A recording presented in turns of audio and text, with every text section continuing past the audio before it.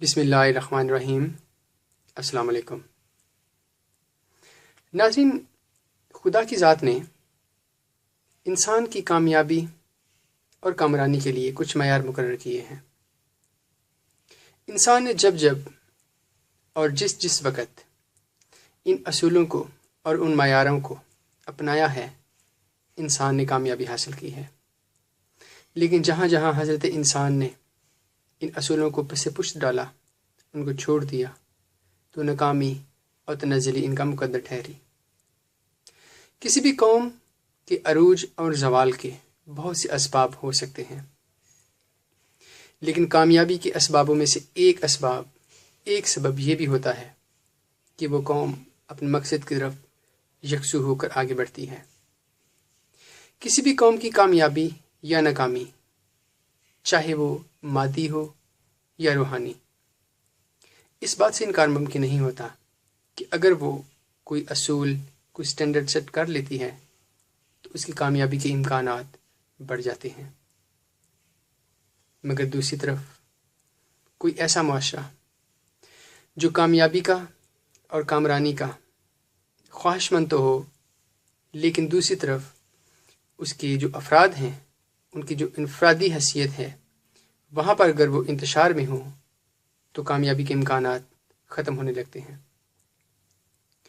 اس وقت ہمارے سامنے کوئی ایسی سوسائٹی، کوئی ایسا معاشرہ جس نے مادی یا روحانی ترقی حاصل کی ہو، مغرب کے علاوہ نہیں دکھتا۔ ہم اس بات پر اختلاف کر سکتے ہیں، ہم اس بات پر بحث کر سکتے ہیں کہ ہمیں ان کی کامیابی سے اختلاف ہے، ان کی کامرانی سے اختلاف ہے، مگر اس بات سے انکار نہیں کر سکتے کہ انہوں نے کامیابی حاصل کی ہے۔ انہوں نے جو کامیابیاں حاصل کی، آج دنیا پہ ان کا رول ہے، اس کی کچھ وجوہات ہیں، اس کے پیچھے کچھ بنیادی اور ٹھوس جو دلائل ہیں وہ موجود ہیں۔ ہم یہ دیکھتے ہیں کہ انہوں نے اپنی کامیابی کے لیے جو اصول مقرر کر لیا، اس پر مکمل اور اطمینان سے وہ آگے بڑھتے رہے۔ اس کی ایک مثال دیکھتے ہیں۔ میرے سامنے کچھ الفاظ ہیں، ایک کتاب سے میں نے وہ منتخب کیے تھے، جو کہ ایک پاکستانی رائٹر کی ہے۔ وہ لکھتے ہیں کہ مغرب کے نزدیک خاندانی نظام ایک رکاوٹ تھا۔ ان کا خیال تھا کہ جوائنٹ فیملی سسٹم انفرادی حیثیت میں کسی بھی شخص کی جو صلاحیتیں ہیں ان کو پھلنے پھولنے کا موقع نہیں دیتا۔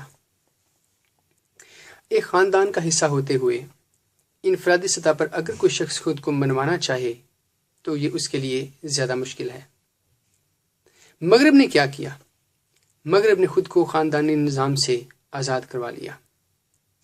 ایک خاص عمر تک جانے کے بعد ہر شخص اپنے عمل کا آزادانہ ذمہ دار تھا، اور اس بات پہ ہم اختلاف کر سکتے ہیں، ہم اس بات پر ان سے بحث کر سکتے ہیں کہ جوائنٹ فیملی سسٹم اچھا ہے یا برا، علیحدہ خاندانی نظام اچھا ہے یا برا، لیکن انہوں نے یہ ایک اصول طے کر لیا، ایک معیار سیٹ کر لیا، اور وہ کامیاب ٹھہرے۔ اس کی ہم ایک اور مثال دیکھتے ہیں۔ ہم جانتے ہیں کہ مغرب میں مرد و عورت کا جو میل ملاپ ہے آزادانہ ہے، اور اسے پبلکلی ہر لحاظ سے ایکسیپٹنس حاصل ہے۔ ایک انفرادی حیثیت میں کوئی بھی شخص کسی سے بھی تعلق قائم کر سکتا ہے، لیکن یہی سیٹ، یہی معمول اور یہی معیار انہوں نے یہ بھی رکھا کہ اپنے کسی عوامی نمائندے کے لیے یہ راستہ نہیں کھولا۔ ایک عام شخص کسی عورت سے تعلقات قائم کر لے، دوسری طرف ان کا کوئی رہنما، کوئی لیڈر کسی سے تعلق قائم کر لے، یہ ان کو گوارا نہیں ہے۔ یہ انہوں نے اپنا ایک اصول، ایک معیار رکھ لیا۔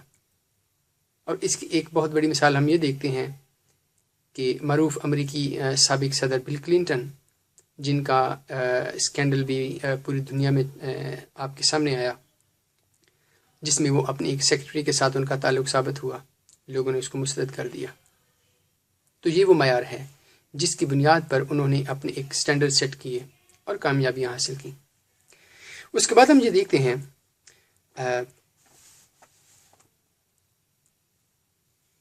اور یہی وہ معیار ہیں بیسیکلی جو خدا کی طرف سے جو انسان کو عروج کسی قوم کو عروج یا کسی سوسائٹی کو عروج دیتے ہیں۔ اس میں مذہب کی قید نہیں ہے، اس میں کسی خاص سیٹ آف رولز کی قید نہیں ہے۔ ان کو کوئی بھی اپنائے وہ کامیابی حاصل کرتا ہے، ان پر کوئی بھی عمل پیرا ہو کامیابی اس کا مقدر ٹھہرتی ہے۔ اب یہ ایک اجمالی جائزہ تھا جو کہ ہم نے مغرب کی سوسائٹی سے لیا۔ اب ہم پاکستان کی سوسائٹی کی بات کرتے ہیں۔ ملک پاکستان کی جو معاشرہ ہے، آپ ان میں کسی بیماری کا، کسی برائی کا نام لیجئے، آپ کو بدرجہ عدم ہر لحاظ سے نیچے سے لے کے اوپر تک وہ آپ کو دکھائی دے گی۔ اور یہ جو دوہرا معیار ہے، یہ جو ڈبل سٹینڈرڈز ہیں، اس کی ایک ادنا سی مثال میں آپ کے سامنے پیش کروں گا۔ امید ہے آپ اس کو دیکھیں گے، اس کو پرکھیں گے اور جانیں گے کہ ہم لوگ اخلاقی لحاظ سے کس لیول پر کھڑے ہیں اور ہماری جو سطح ہے وہ کیا ہے۔ آپ نے دیکھا ہوگا کہ فیس بک کے اوپر ایک تحریر جو ہے وہ اکثر اوقات آپ کے سامنے سے گزرتی رہے گی۔ فیس بک ایک ایسا میڈیم آف انفارمیشن ہے کہ جو کسی بھی چیز کو مردہ نہیں ہونے دیتا۔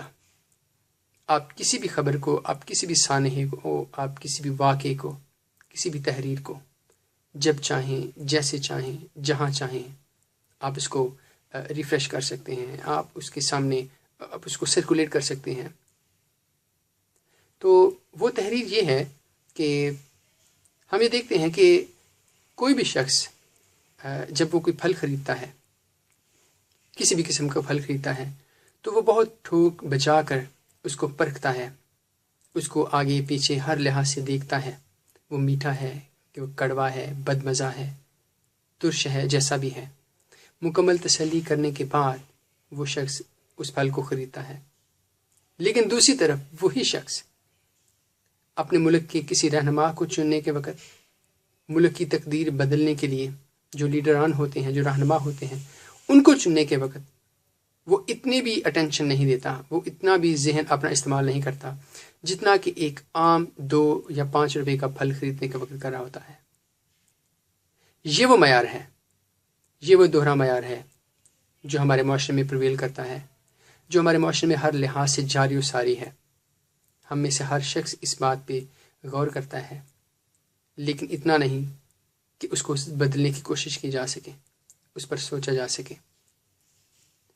یہ جو ڈبل سٹینڈرڈ ہے، یہ جو دوہرا معیار ہے، یہ جو ایک عام فرد سے لے کے اوپری سطح تک ہر شخص کے اندر موجود ہے، اس کی کیا وجہ ہے؟ تو میرے خیال میں اس کی چند ایک وجوہات ہو سکتی ہیں۔ میں اس کی ایک جو پہلی وجہ دیکھتا ہوں وہ میں آپ کے نزدیک آپ سے عرض کرتا ہوں۔ وہ یہ ہے کہ جو پھل میں خرید رہا ہوں اور اس پر جو میں پیسے خرچ کر رہا ہوں، ان دونوں کا بڑا گہرا تعلق ہے۔ میں نے اپنی جیب سے کچھ پیسے جو ہے وہ انویسٹ کیے، جو خریداری کی، میں نے اس پہ کچھ سرمایہ داری کی ہے، ٹھیک ہے۔ ابھی چند لمحے پہلے میں وہ پھل خرید رہا ہوں اور اس خریداری کا جو نتیجہ ہے وہ چند لمحوں بعد میرے سامنے آ جائے گا۔ میں نے جو پھل خریدا ہے وہ اسی وقت میرے سامنے اس کا رزلٹ آ جائے گا، اور میں فوری طور پر اپنی انویسٹمنٹ پر، اپنے فیصلے پر اور اپنے ہر لحاظ سے جو میرا اقدام ہے میں اس پر غور کروں گا کہ آیا کیا میں گھاٹے کا سودا کر رہا ہوں، آیا کہ میں کہیں بھی کوئی نقصان تو نہیں کر رہا۔ تو اس صورت میں جو ہمارا جو مائنڈ سیٹ ہے، جو ہمارا ایک سوچ ہے، وہ فوری طور پر ہمیں الرٹ کرتا ہے کہ ہم نقصان میں نہ چلے جائیں، ہم کسی لحاظ سے اپنے پیسوں کا جو ضیاع ہے وہ نہ کر بیٹھیں۔ اس لیے ہم جو پھل ہے اس کو ٹھوک بجا کر لیتے ہیں، اس کو پرکھ کر لیتے ہیں۔ اس کی ایک اور وجہ بھی ہے، اور وہ وجہ یہ ہے کہ جو پیسے میں اپنی جیب سے خرچ کر رہا ہوں وہ میرے اپنے ہیں، وہ میرے ذاتی ہیں۔ پیسے لگانے کی صورت میں جو نقصان ہو رہا ہے میں اس کا تنہا ذمہ دار ہوں، اور میں یہ کبھی نہیں چاہوں گا کہ میں گھاٹے کا سودا کروں۔ میں کبھی نہیں چاہوں گا کہ میں ایک ایسا سودا کروں جس میں میرا نقصان ہو، جس میں میری فیملی جو افیکٹ ہو رہی ہے وہ ہو۔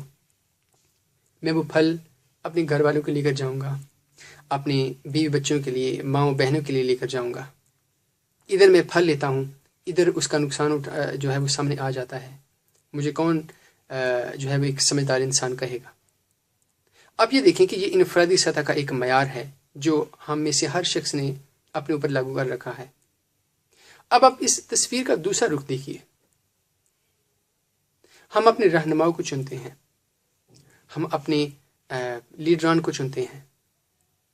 ان کو چنتے وقت ہم اس طرح کی جو پرکھ ہے وہ نہیں رکھتے۔ اس کی کیا وجہ ہے؟ اس کی وجہ یہ ہے کہ ہم کسی شخص کو چنتے ہیں، ہم کسی شخص کو الیکٹ کرتے ہیں تو ہمارے ذہن میں اس کا جو نفع اور نقصان ہے وہ ایک لمبے عرصے کے لیے سامنے آتا ہے۔ ہم یہ کہتے ہیں کہ ہم اس شخص کو الیکٹ کر رہے ہیں تو اس کا نتیجہ شاید 5 سال بعد نکلے۔ 5 سال کس نے جینا ہے؟ 5 سال کون انتظار کرے گا؟ اس لیے ہم اس چناؤ پر، اس سلیکشن پر وہ توجہ نہیں دیتے جو ایک 5 یا 10 روپے والے پھل پر دیتے ہیں۔ اس کی جو ایک اور وجہ ہے وہ یہ بھی ہے کہ وہ پھل جو میں خرید رہا تھا اس میں میرا جو نفع ہے میرا ذاتی تھا، جو نقصان تھا وہ میرا ذاتی تھا۔ لیکن کسی سیاستدان کو چننے کے وقت، کسی لیڈر کو چنتے وقت جو نقصان ہے وہ ڈیوائیڈ ہو جاتا ہے، وہ لوگوں پر تقسیم ہو جاتا ہے۔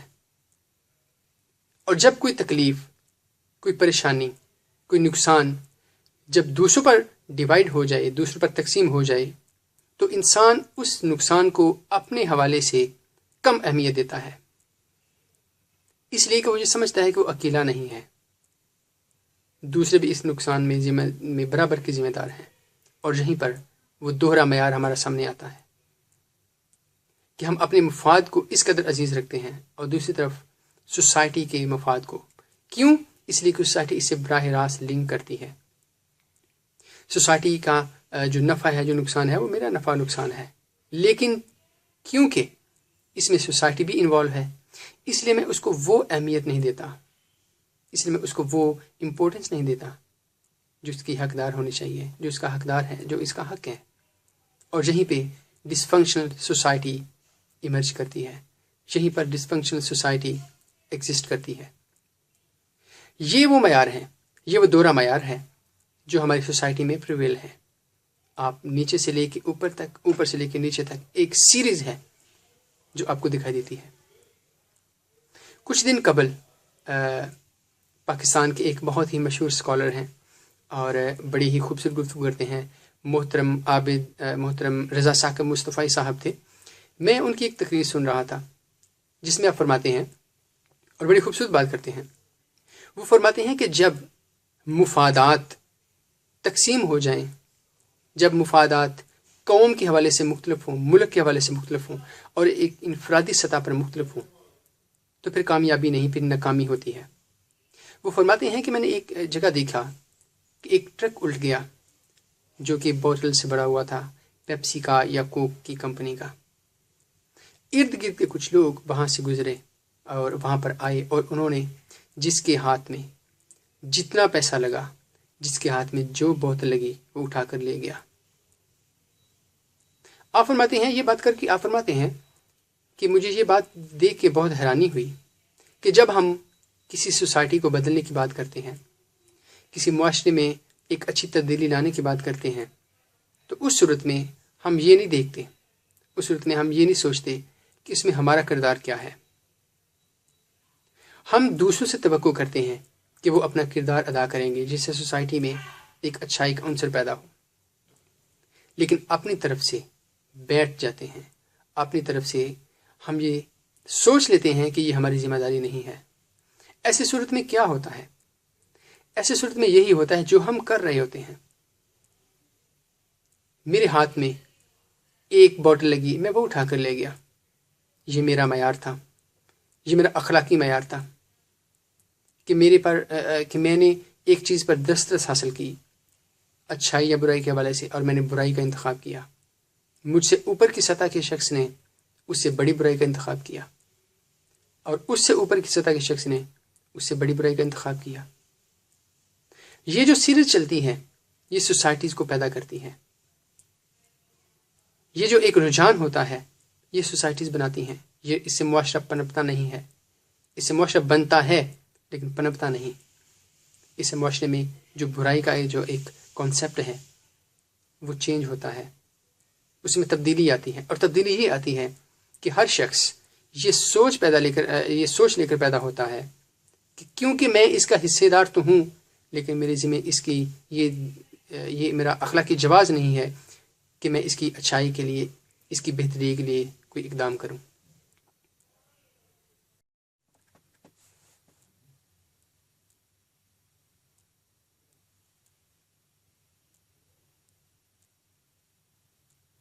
تو ہم دیکھتے ہیں کہ یہ کچھ مثالیں ہیں ہمارے سامنے جو ہماری سوسائٹی کی پیدا کردہ ہیں۔ اصل میں ہوتا کیا ہے؟ ہوتا یہ ہے کہ ہم میں سے ہر شخص جو اپنی اخلاق کی ذمہ داری ہے اس سے عہدہ برا نہیں ہونا چاہتا۔ اس کا خیال ہے کہ اخلاقی حوالے سے جو میرا ایک معاشرے پر جو ایک حق ہے، جو میری ذمہ داری ہے، وہ میری ادا کیے بغیر وہ تبدیلی آ جائے جس کا وہ خواہش مند ہے۔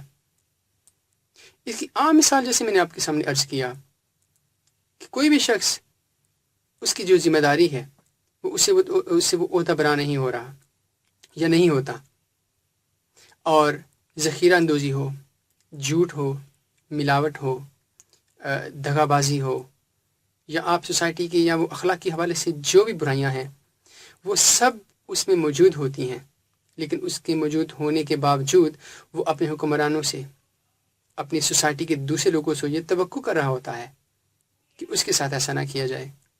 وہ جھوٹ بولتا ہے، لیکن وہ چاہتا ہے کہ اس کے ساتھ جھوٹ نہ بولا جائے۔ وہ دغا کرتا ہے، وہ ناانصافی کرتا ہے، لیکن اس کے اندر یہ خواہش پنپ رہی ہوتی ہے کہ کسی بھی معاملے میں اس کے ساتھ ناانصافی نہ ہو۔ تو یہ وہ دوہرا معیار ہے جو ہماری سوسائٹی اپنے ساتھ لے کر چل رہی ہے۔ یہ وہ معیار ہے جو کہ ڈبل اسٹینڈرڈ کہا جاتا ہے، جسے آپ منافقت کا نام بھی دے سکتے ہیں، جسے آپ حقیقت سے فرار کا نام بھی دے سکتے ہیں۔ آپ اسے کوئی بھی نام دے دیجئے، لیکن حقیقت اپنی جگہ موجود رہے گی، اور وہ حقیقت یہ ہے کہ ہمارے معاشرے میں اس طرح کی چیزیں بڑھ رہی ہیں۔ ہمارا معاشرہ اخلاقی حوالے سے تنزلی کا شکار ہے۔ کہیں کہیں پہ کچھ ایسے لوگ ہیں جو آج بھی اس معاشرے کو، اس سوسائٹی کو اپنے خوبصورت لب و لہجے کے ساتھ اور اپنے اچھے اعمال کے ساتھ سہارا دیے ہوئے ہیں، لیکن ان لوگوں کے سہارے پر چلنا بھی ہمارے لیے ممکن نہیں ہے۔ جب تک ہر شخص اپنی ذمہ داری نہیں نبھائے گا، تبدیلی ممکن نہیں ہے۔ یہ ایک لانگ ہال ہے، یہ ایک لمبی جدوجہد ہے جس کے لیے ہم سب کو تیار رہنا چاہیے، اور ہر شخص کو اپنی طرف سے حد المقدور کوشش کرنی چاہیے کہ وہ سوسائٹی کی بہتری کے لیے اور معاشرے کی بہتری کے لیے، اپنے آنے والی نسل کے لیے ایک اچھا ماحول پیدا کر سکے، ایک اچھا معاشرہ دے کر جا سکے۔ شکریہ۔